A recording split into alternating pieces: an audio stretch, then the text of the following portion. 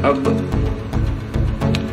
प्रिय भक्तात्माओं, इस सच्चाई को इतना गहरा दबा दिया गया कि इसके ऊपर से मिट्टी हटाते हटाते ढेर सारा प्रयत्न करना पड़ता है। और पुण्यात्मा जो होंगी अब तुरंत समझ जाएंगी इन काल के दूतों, इन नकली संतों के जाल में नहीं रहेंगे। और इतना प्रमाण मिलकर भी जिनकी आंखें नहीं खुलती वो मूड बताए। गीता में लिखा है कि वो तो मूड है जो सत भक्ति नहीं करते। इतना कुछ प्रमाण होकर भी यदि आपको सत नजर नहीं आया तो आपके मोतिया बंद है। कबीर साहब की प्यारी आत्मा गरीबदास जी कहते हैं कि फिर तो ये देखत के तो नैन जिसमें फिरा मोतिया बंद रे। जिसको सफेद मोतिया बंद हो जाए उसकी आंख सोच दिखाई देती है तो उसको नजर कुछ नहीं आता।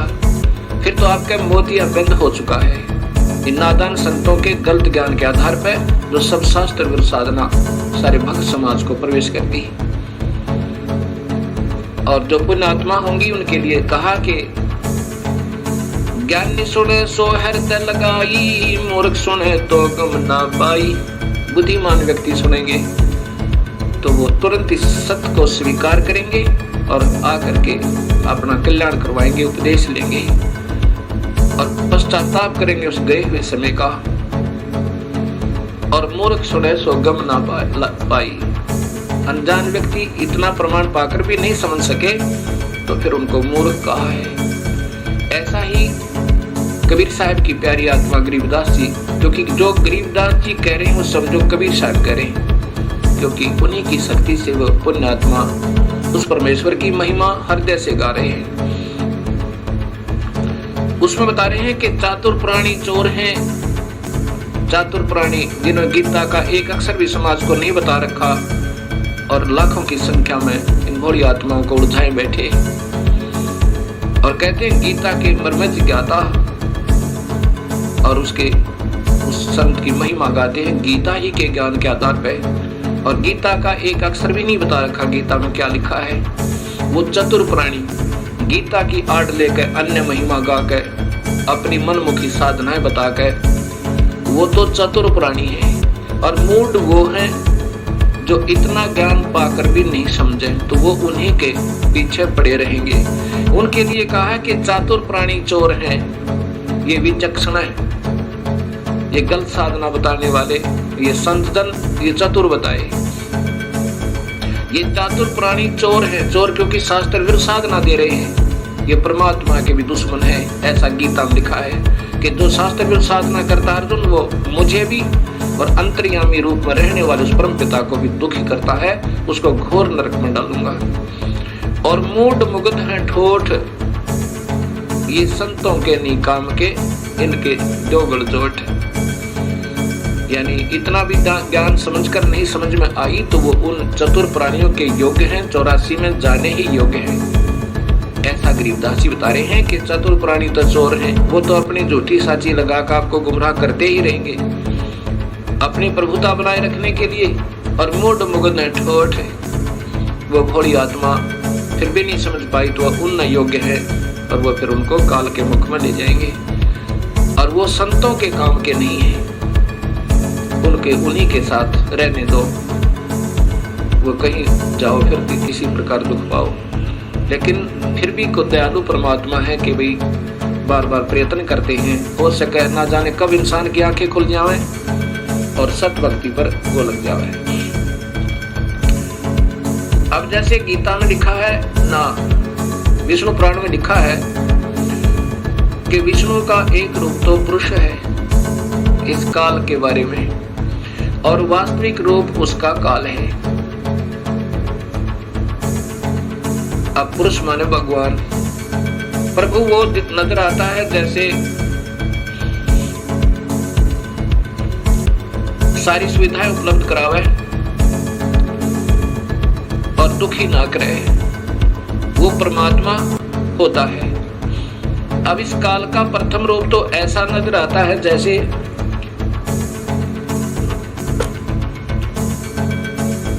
कसाई बकरे पालता है उनके लिए अलग से स्थान बनाता है और उनके लिए छाया बनाता है। गर्मी सर्दी से बचने के लिए उनके लिए मकान भी बनाता है। हिंसक पशुओं से बचने के लिए उनका डिफेंस करता है, चारों तरफ बाड़ लगा देता है और पानी की व्यवस्था करता है, उनके चारे की व्यवस्था करता है। उनको फिर ऐसे हाथ से प्यार भी करता है। अब वो नादान पशु उस कसाई को अपना मालिक समझते हैं, क्योंकि उनको वो अपना स्वामी नजर आता है, सारी सुविधा प्रदान कर रखी है। लेकिन जब वो आता है उनके अंदर, वो देखता है ऐसे ये कितने वजन का हो गया, कितना मांस हो गया इसमें, बकरे में ये कितने किलो वजन होया, कितने रुपए की कीमत इसकी होगी। और वो नादान पशु उसको अपना स्वामी मान के, किसको, कसाई को, उससे प्यार करता है, उसके मुख को चाटता है और ऐसे पैरों को उसके ऊपर डाल लेता है सीने से लगाने के लिए। अब उस बुरी आत्मा ने, पशु ने, उस बकरे को ये मालूम नहीं, बकरी को, कि ये दुश्मन है तेरा, ये कसाई है। और फिर किसी का पुत्र आओ, किसी की पुत्री आओ, 10 की आवश्यकता 10 ले लिए, 20 की आवश्यकता 20 निकाल लिए और 100 की आवश्यकता 100 निकाल लिए। किसी का बेटा मरो, किसी की बेटी मरो। ऐसे ही ये काल भगवान है। यही महाब्रह्मा, महाविष्णु, महाशिव रूप में लीला करता रहता है, सबको गुमराह रखता है। इसका प्रथम रूप तो भगवान जैसा दिखा, जैसे बढ़िया पृथ्वी दे रखी, बढ़िया सूर्य बना हुआ, नीचे पानी मीठा है और फिर फलदार वृक्ष हैं, दूध, दही, घी, सेब, संतरे, मक्खन, कार, कोठी है ठाठ कर रखे। और फिर 1 लाख परिवार रोज टक्कर मार कर होते हैं। किसी का बेटा मर गया, किसी की बेटी मर गई, किसी के पुत्र मर गया, किसी का दामाद मर गया। और ये आनंद से 1 लाख जीवों का आहार करता है। अब ये काल का जाल कबीर परमात्मा बता रहे हैं। अब जब आपकी समझ में ये सृष्टि रचना आ जाएगी, तब आपकी सर्व शंकाओं का समाधान स्वतः ही हो जाएगा। इसलिए ये दास बार बार आपको सृष्टि रचना की सटोरी आपके हृदय में ऐसे उतारना चाहता है जैसे रामायण और महाभारत बच्चे बच्चे को कंठस्थ होगी। ऐसे ही इस ज्ञान के आधार पर हमने उस परम पिता की जानकारी होगी। जैसे हमने रामायण और श्री कृष्ण लीलाओं से श्री रामचंद्र जी की महिमा का ज्ञान हुआ, श्री कृष्ण जी की महिमा का ज्ञान हुआ, तो उनको हमने प्रभु मानकर हृदय से स्वीकार किया। ऐसे जब हमने पूर्ण परमात्मा का ज्ञान होगा, फिर अपने आप इनसे स्थिति हमारी हट जाएगी। जैसे गीता जी में लिखा कि अर्जुन, जब तुझे पूर्ण परमात्मा का सत्य ज्ञान हो जाएगा, फिर तेरी अन्य देवताओं में ऐसी स्थिति रह जाएगी। अन्य देवता में युग काल भी आ गया फिरता है जब पूर्ण परमात्मा का सही ज्ञान हो जाएगा। कैसे, जैसे छोटे जलाशय के, जब आपके बड़े बड़े जलाशय के प्राप्त हो जाने पर पहले समय में नहाने और धोने पीने के लिए तालाबों का स्वच्छ जल ही प्रयोग किया जाता था, क्योंकि उसमें जड़ी बूटियां बहुत हुआ करती आसपास, और वर्षा के कारण जड़ी बूटियों के ऊपर गिरा हुआ जल और फिर संचित हो जाता था एक झील में, एक तालाब में, उसी को पिया करते थे। वो बहुत स्वास्थ्यवर्धक होता था। तो कहते हैं कि उसमें पीने के लिए भी वो पानी ही प्रयोग किया जाता था, उसी से सिंचाई भी की जाती थी। भगवान कह रहे हैं, अर्जुन, जब बड़े जलाशय के प्राप्त होने पर छोटे जलाशय में, जिसमें कुछ समय का अस्थायी जल था, जो ग्रीष्म ऋतु आने पर समाप्त हो जाना था, उस छोटे जलाशय के प्रति जैसी तेरी श्रद्धा रह जाएगी, ऐसा ही उस पूर्ण परमात्मा के सत्य ज्ञान के हो जाने पर इन अन्य मेरे में यानी ब्रह्म में और परब्रह्म में और नीचे के ब्रह्मा विष्णु महेश और देवताओं में, इनमें जिसी तेरी श्रद्धा रह जाएगी, जैसे उस बड़े जलाशय, बड़े तालाब के प्राप्त होने पर उस छोटे जलाशय में रह जाती है। उससे फिर नफरत नहीं होती, वो तो काम चलाऊ है और वो सथाई है। ऐसे अपने आप उसमें श्रद्धा स्वतः बन जाएगी। ऐसा ही कबीर परमात्मा ने बताना चाहा है कि जब तुम्हें पूर्ण परमात्मा का ज्ञान होगा तो नीचे के ब्रह्मा विष्णु महेश और ब्रह्म, इनसे नफरत नहीं, ब्रह्मा विष्णु महेश से नहीं, लेकिन पूर्ण परमात्मा में आप में आसक्तता आपकी बढ़ जाएगी।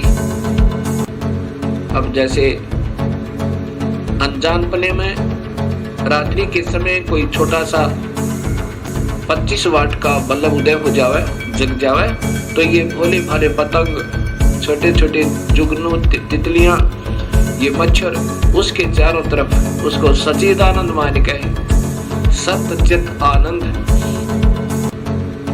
क्योंकि अंधेरे में तो वही बढ़िया, इसलिए उसको सच्चिदानंद मान लिया। अभी तक समाज को सच्चिदानंद की परिभाषा का भी ज्ञान नहीं। सच्चिदानंद अर्थात प्रभु जो आत्मा का सच्चा साथी, सच्चा आनंद, जो ना मारे ना खावे ना दुखी करे ना गधे बनावे, वो परमात्मा वास्तव में सच्चिदानंद है। बाकी जब तक उसका ज्ञान नहीं तब तक ये नीचे के देवता ही सच्चिदानंद बने हुए थे हमारे लिए। जैसे उस 25 वाट के बल्ब पे ना जाने कितने जीव जंतु इकट्ठे हो जाते हैं, और जब 200 वाट का उदय हो जावे या 100 वाट का, उसको जगा दे कोई तो उसी समय उसको त्याग के 25 वाट के को और उस 100 वाट के पर पहुंच जाओगे सारे, क्योंकि फिर वो सच्चिदानंद हो गया। उसके बाद 1000 का उदय हो जावे बल्लभ, तो उसको छोड़कर 100 वाले को 1000 वाले पर पहुंच जाएंगे। तो अभी तक इन ऋषियों के लिए ये ब्रह्म सच्चिदानंद था, लेकिन ये सच्चिदानंद नहीं था, हाँ इन अन्य से तो चोखा था। इसके बाद अब सूर्य उदय हो जाएगा, फिर यह भ्रमणा और भटकना कति मिट जाएगी। और ज्ञान सब ज्ञानेड़ी, कबीर ज्ञान सो ज्ञाने, जैसे गोला तोप का भाई करता चले मैदाने। कबीर तारा मंडल बैठे करिए, चांद बड़ाई खाए, उदय हुआ तब जब सूर्य का सो तारों छप जावे। रात्रि के समय चंद्रमा की रोशनी बहुत अच्छी नजर आती है और तारागणों से ज्यादा ही प्रभु नजर आता है, उत्तम नजर आता है। ऐसे ही ये ब्रह्म समझो और तारे समझो, ये अन्य देवता ब्रह्मा विष्णु महेश। और जब सूर्य उदय होगा वो पूर्ण परमात्मा का वास्तविक ज्ञान और सुख का ज्ञान होगा। 100 तारा छुप जावे, ना चंद्रमा दिखे ना तारे दृष्टिगोचर हो, अर्थात फिर ये सर्व सुख हो जाएगा। ऐसा पूर्ण परमात्मा की भक्ति और नाम में ये शक्ति